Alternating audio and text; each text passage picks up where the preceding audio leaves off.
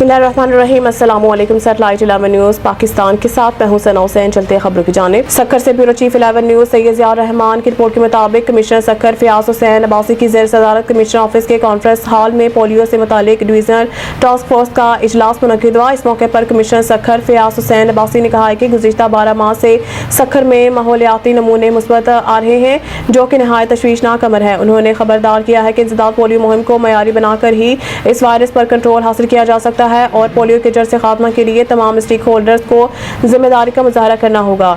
Commissioner Sukkur ने कहा है कि पोलियो के खात्मा के लिए पोलियो से बचाव की वैक्सीन की सिर्फ 2 कतरे ही हमारे मुस्तकबिल के बीमारों की हिफाजत कर सकते हैं। आइंदा मुहिम के सिक्योरिटी अमूर के हवाले से ब्रीफिंग देते हुए SSP सक्खर अमजद शेख ने बताया है कि पोलियो टीमों की सिक्योरिटी सख्त कर दी गई है और मुहिम में 3000 से ज़ायद पुलिस एहलकार ड्यूटी सर अंजाम देंगे, जबकि तमाम ट्रांजिट पॉइंट्स पर सिक्योरिटी सख्त कर दी गई है। डिप्टी कमिश्नर खारपुर सैयद अहमद फवाद शाह ने कहा है कि आइंदा इंसदाद पोलियो मुहिम के लिए माइक्रो प्लान के तहत तैयारी मुकम्मल है और तमाम टीमें ऑन बोर्ड हैं।